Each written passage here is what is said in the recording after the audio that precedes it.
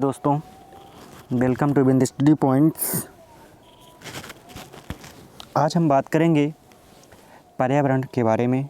और पर्यावरण में जो औषधि पादप हैं, मेडिकली प्लांट हैं, उनकी बात करेंगे। यह जो पर्यावरण का अपना सिलेबस है, तो पर्यावरण के सिलेबस में हमारा दिया हुआ है औषधि पादप। तो आज हम जानेंगे क्या होते हैं औषधि पादप, कौन कौन से औषधि पादप होते हैं, किनका उपयोग क्या होता है, किनका महत्व अपने में क्या है। इन सभी जितने भी औषधि पादप हैं सभी की हम चर्चा करेंगे। तो आप वीडियो के अंत तक बने रहें। बिल्कुल एमपी टेट के लिए यह वरदान है। यहाँ पे हम आपकी पर्यावरण को ऐसे कवर कराएंगे कि आप बुक्स में ऐसा नहीं पाएंगे बिल्कुल। तो काफ़ी महत्वपूर्ण होने वाला है यह पर्यावरण का लेक्चर। तो आप अंत तक बने रहें। चाहे आप MP TET, C TET, REET या यूपी टेट दे रहे हों, सभी के लिए काफ़ी महत्वपूर्ण है। तो आइए बढ़ते हैं, देखते हैं औषधि पादप होता क्या है दोस्तों। तो पहला जो हमारा टॉपिक है औषधि पादप। भेषक विज्ञान वनस्पति विज्ञान की वह शाखा जिसके अंतर्गत हम औषधि पादप का अध्ययन करते हैं, उसे हम भेषक विज्ञान कहते हैं। आपको याद रखना है, भेषक विज्ञान जिसके अंतर्गत हम क्या करते हैं, औषधि पादप का अध्ययन करते हैं, उसे हम भेषक विज्ञान, और इसको हम क्या कहते हैं, फार्मेकोग्नोसी। क्या कहते हैं, फार्माकोग्नोसी कहते हैं। इसका जो वनस्पतिक नाम है फार्माकोग्नोसी कहते हैं। आपको याद रखना है क्या होता है फार्मेकोलॉजी, क्या होता है फार्मेकोलॉजी, ये हमें देखना है। वनस्पति विज्ञान की वह शाखा होती है जिसमें पादपों के औषधि गुण, एक्शन ऑफ ड्रग्स का अध्ययन किया जाता है, उसे हम फार्मेकोलॉजी कहते हैं या औषधि विज्ञान कहते हैं। यह आपको याद रखना है कि वनस्पति विज्ञान की वह शाखा जिसके अंतर्गत पादपों के औषधि गुणों का हम अध्ययन करते हैं, उसे हम क्या कहते हैं, फार्मेकोलॉजी कहते हैं। यह आपको याद रखना है दोस्तों। आइए बढ़ते हैं आगे। आधुनिक औषध विज्ञान के जनक जो है, वेरी मोस्ट प्रश्न है और इस बार छपने वाला प्रश्न है कि औषध विज्ञान का जनक किसे कहा जाता है। तो औषध विज्ञान का जनक कहा जाता है ओस्टवाल्ड स्मीडवर्ड। ओस्टवाल्ड स्मीडवर्ड जो जर्मनी के वैज्ञानिक हैं, इन्हें औषध विज्ञान का जनक कहा जाता है। वेरी मोस्ट प्रश्न है और बिल्कुल छपने वाला प्रश्न है दोस्तों, याद रखना है, भूलना नहीं है इस प्रश्न को। कुछ औषधि पौधे देखते हैं। तो हमने यहाँ पे देखी औषध विज्ञान की परिभाषा, औषध विज्ञान का अध्ययन, और औषधि विज्ञान के जो जनक माने जाते हैं वह ओस्टवाल्ड स्मीडवर्ड जर्मनी के माने जाते हैं। यह आपको याद रखना है। अब इसके बाद हमारे लिए इस सिलेबस में जो दिया गया है, कुछ महत्वपूर्ण जो पौधे हैं उनकी उपयोगिता और उनके महत्व के बारे में बताया गया है, तो उसको देख लेते हैं, उस टॉपिक को देखते हैं। तो पहला जो हमारा पौधा है वह क्या है, सिनकोना। सिनकोना के बारे में आज हम चर्चा करेंगे। और सिनकोना का जो वनस्पतिक नाम है वह ऑफिसिनोलीस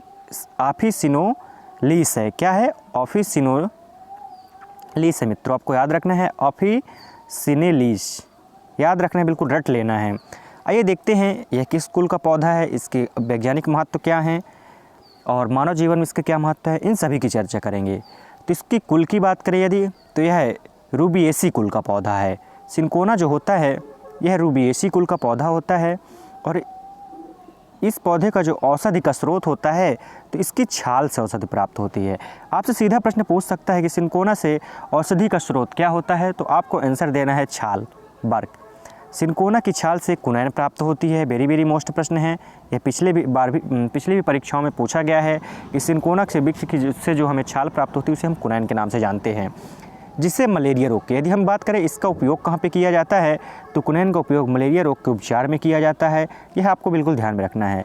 इसके अलावा कुनैन जीवाणुनाशक, कीट प्रतिकर्षी, अमीबीय दस्त में उपयोग तथा बालों के लोशन बनाने के लिए इसका उपयोग किया जाता है। तो ये हो गया सिनकोना के उपयोग। तो आपको याद रखना है यह रूबिएसी कुल का पौधा होता है और इसकी जो औषधि का स्रोत होता है वह छाल होता है, और सिनकोना के वृक्ष से ही कुनैन प्राप्त होती है। इसका उपयोग हम मलेरिया रोगों के उपचार में काम आता है। इसके अलावा जीवाणुनाशक, कीट प्रतिकर्षी, अमीबी दस्त तथा बालों के लोशन बनाने में इसका उपयोग किया जाता है। काफ़ी महत्वपूर्ण है और यह फैक्ट आया हुआ है, काफ़ी महत्वपूर्ण फैक्ट है। हृदय रोगी व गर्भवती महिलाओं को कुनैन नहीं देनी चाहिए। यह आपको याद रखना है कि जो गर्भवती महिलाएं होती हैं उन्हें, या फिर जो ब्लड प्रेशर की बीमारी होती है, उन्हें हम कुनैन नहीं दे सकते हैं। आइए अगले पौधे की बात करते हैं। अगला जो हमारा पौधा है वह क्या है, हल्दी। वेरी वेरी मोस्ट है हल्दी, और इसका जो वैज्ञानिक नाम है कुरकुमा लौंगा। क्या इसका नाम है? वैज्ञानिक नाम आपको याद करते चलना है। आपको एक वीडियो मिल जाएगी जिसमें सभी फलों के, सब्जियों के और कुछ प्रमुख पौधे हैं, सब के वैज्ञानिक नाम आपको मिल जाएंगे, पर अभी आपको इसके साथ साथ वैज्ञानिक नाम को भी रिकॉल करते चलना है। तो यदि हम देखें कि किस कुल का पौधा है, तो जिंजीबरेसी।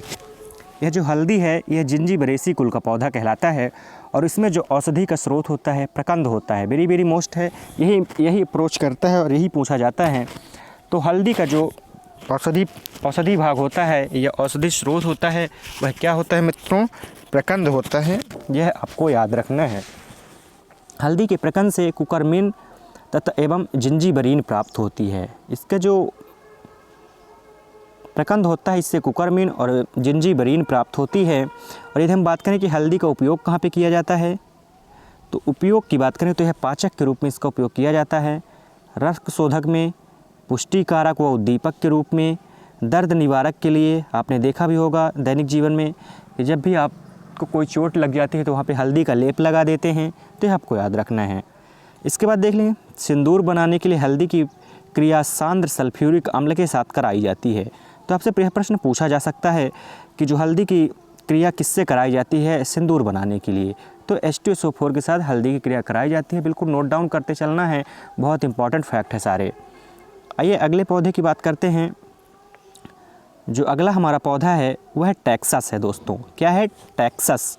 और टैक्सस का जो वैज्ञानिक नाम है यह बेबी फोलिया। क्या है? बेबी फोलिया, आपको याद रखना है। टैक्सस का वैज्ञानिक नाम बेबी फोलिया है। इस पादप की छाल से प्राप्त टैक्सोल नामक रासायनिक पदार्थ का उपयोग स्तन कैंसर में किया जाता है। ये टैक्सोल नामक जो रासायनिक पदार्थ होता है इसका उपयोग स्तन कैंसर में किया जाता है, और यह टैक्सस से प्राप्त होती है, तो याद रखना है। सैलिक्स एल्वा दोस्तों, बात करेंगे अब हम सैलिक्स एल्वा की, और यह विली पादप, इसे हम क्या कहते हैं? बिलो पादप। इस पादप की लकड़ी से क्रिकेट के बल्ले बनाए जाते हैं। वेरी वेरी मोस्ट क्वेश्चन है, आप पूछा भी गया है, तो आपको याद रखना है। सैलिक्स एल्वा नामक जो लकड़ी होती है उससे क्रिकेट के बल्ले बनाए जाते हैं। इसके अलावा इससे एस्पिरिन नामक रासायनिक पदार्थ भी बनाया जाता है, जो कि दर्दनाशक होती है, कि दर्दनाशक टैबलेट होती है एस्पिरिन, तो आपको याद रखना है, भूलना नहीं है।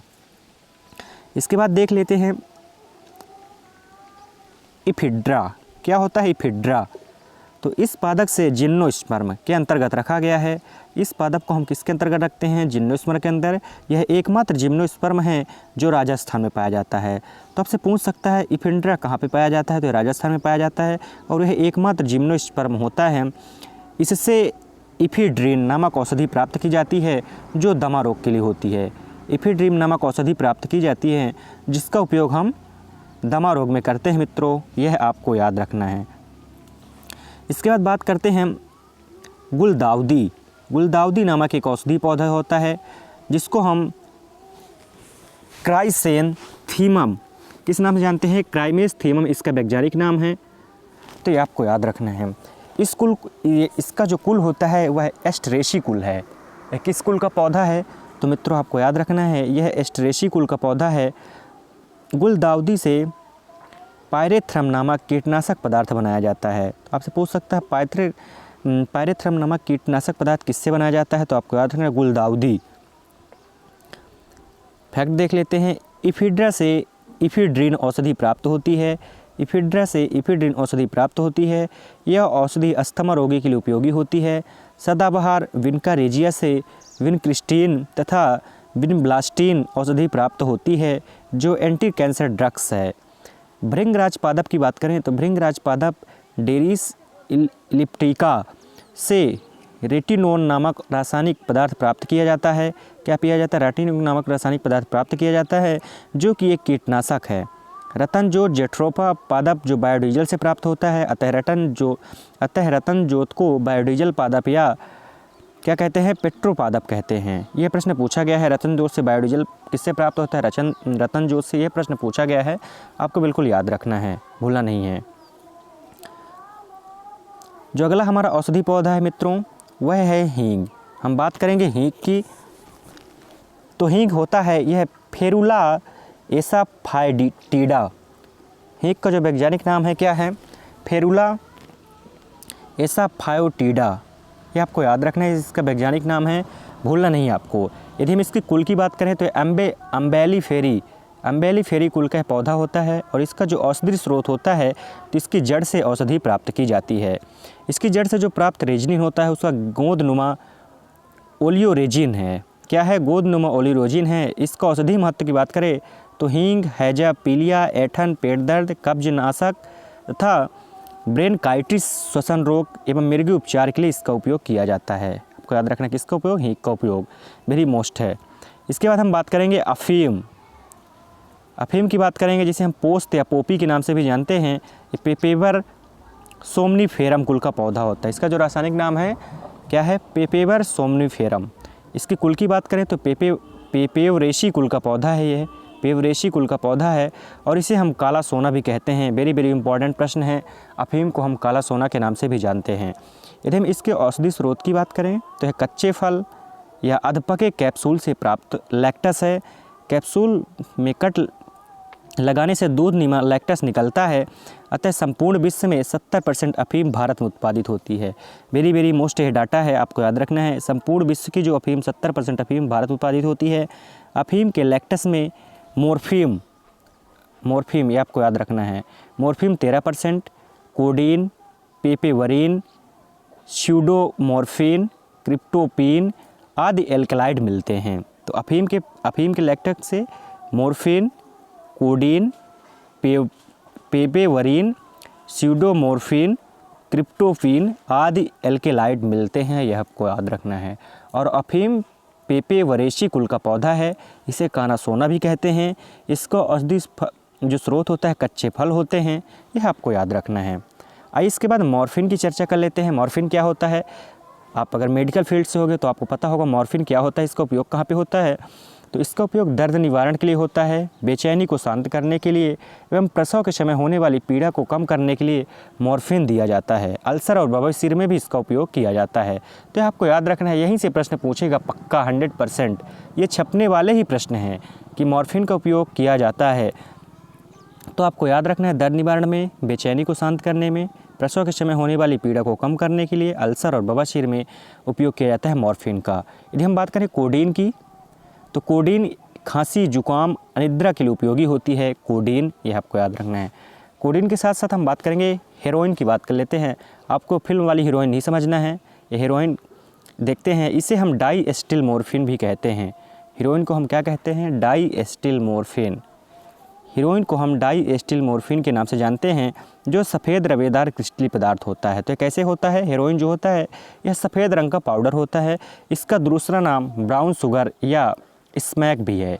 ब्राउन शुगर या स्मैक भी है। हेरोइन का उपयोग नशे में एवं पीड़ाहारी के रूप में किया जाता है। नशे के लिए और पीड़ा को कम करने के लिए किया जाता है। अभी जो मुंबई में ड्रग्स पार्टी हुई थी बोट पे, उसमें यही पकड़ा गया था। हेरोइन का उपयोग नशों में किया जाता है, आपको याद रखना है।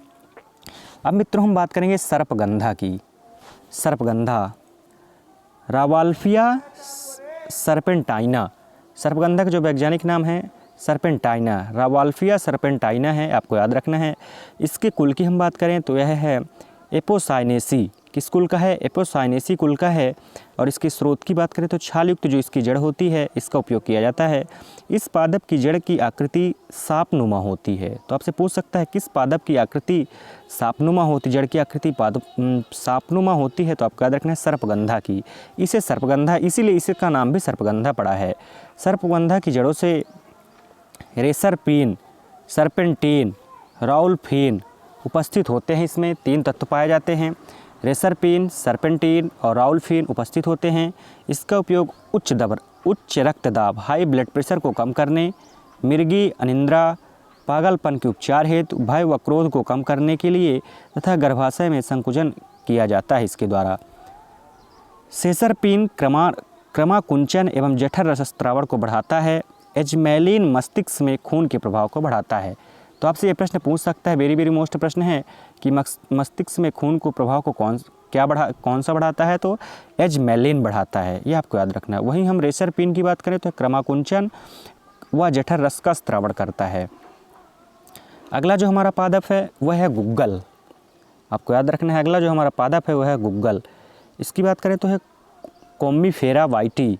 इसका वैज्ञानिक नाम क्या है? कोमीफेरा वाइटी आपको याद रखना है। यह वनस्पतिक नाम, क्या वनस्पतिक नाम क्या है इसका? कोमीफेरा वाइटी। इस पादप की छाल से गुग्गल गम, गम यानी गोंद, गम नहीं, गम भुलाना नहीं है। इस पादप की छाल से गुग्गल गम या गोंद प्राप्त होती है, जिसका उपयोग हम जोड़ों के दर्द निवारण एवं रक्त में कोलेस्ट्रॉल के स्तर को कम करने के लिए किया जाता है। तो गुग्गल का उपयोग किसके लिए किया जाता है? जोड़ों का दर्द निवारण के लिए और रक्त में कोलेस्ट्रॉल के स्तर को कम करने के लिए हम गुग्गल का प्रयोग करते हैं, कोमीफेरा वाइटी का। यह आपको याद रखना है। इसके बाद देखेंगे नीम की बात करेंगे। एजाडिरेक्टा इंडिका, नीम का जो वनस्पतिक नाम है वह एजाडिरेक्टा इंडिका है। यह आपको याद रखना है, बिल्कुल रट लेना है, आ सकता है। इसकी कुल की बात करें तो यह मेलिएसी कुल का पौधा होता है। नीम का जो कुल है यह मेलिएसी कुल का पौधा होता है। नीम से एजाडिरेक्टिन, क्या एजाडिरेक्टिन नामक रासायनिक पदार्थ प्राप्त होता है, जो कि एक कीटनाशक है, कीटनाशक रूप में किया जाता है। आपने देखा होगा दैनिक जीवन में नीम की पत्ती भी डालते हैं गेहूँ को सुरक्षित रखने के लिए, कीटों से बचाने के लिए। तो ये काफ़ी महत्वपूर्ण पौधा है। इसके कुल की बात करें तो मेलिएसी कुल का पौधा नीम को माना जाता है। और इसमें एक रासायनिक पदार्थ होता है जिसे हम एजाडिरेक्टिन कहते हैं, जो कीटनाशक के रूप में प्रयोग किया जाता है मित्रों। तो यह काफ़ी महत्वपूर्ण प्रश्न है दोस्तों। यहाँ से हमारा यह लेक्चर आज ख़त्म होता है। पादप की औषधि पादप की बात करें, औषधि पादप ये काफ़ी महत्वपूर्ण प्रश्न हैं। इन सभी प्रश्नों को आपको बिल्कुल रट्टा मार लेना है। औषधि पादप इतना आपको पढ़ लेना है औषधि पादप। इसके बाद आपको एक इसकी ऑब्जेक्टिव क्लास मिल जाएगी, वहाँ आप अपने आप को देख सकते हैं कि हमने कितना पढ़ा है कितना नहीं पढ़ा है।